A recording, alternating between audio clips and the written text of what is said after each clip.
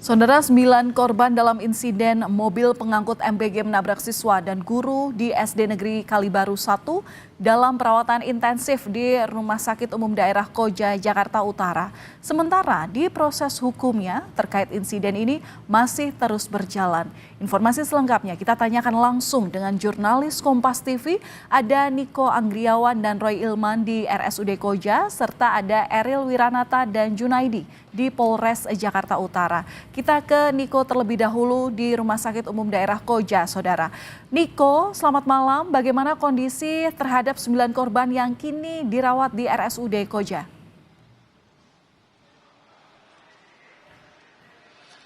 Ya, selamat malam Valen dan juga saudara. 9 orang saat ini masih dilakukan perawatan intensif dengan mengalami luka berat di RSUD Koja, Jakarta Utara.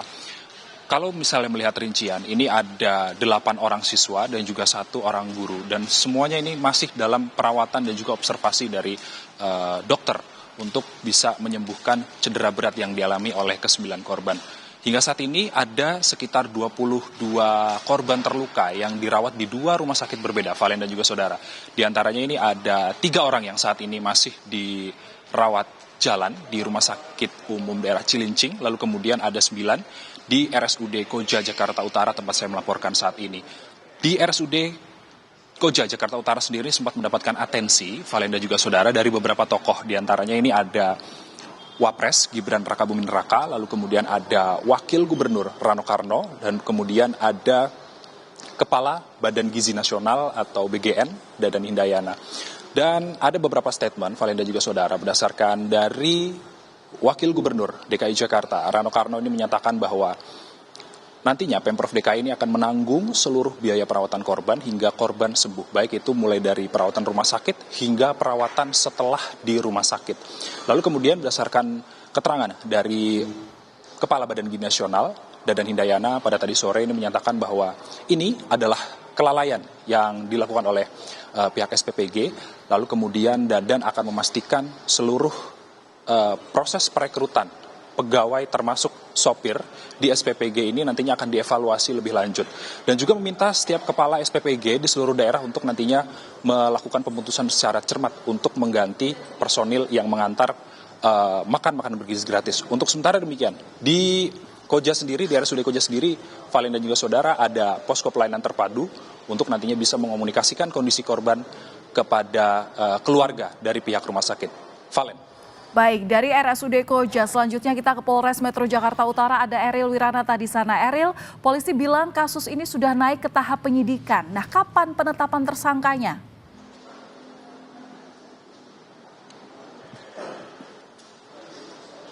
Terkait dengan mobil MBG yang menabrak siswa dan guru, ini sudah naik dalam tahap penyidikan yang dimana memang sudah dilakukan rangkaian pemeriksaan.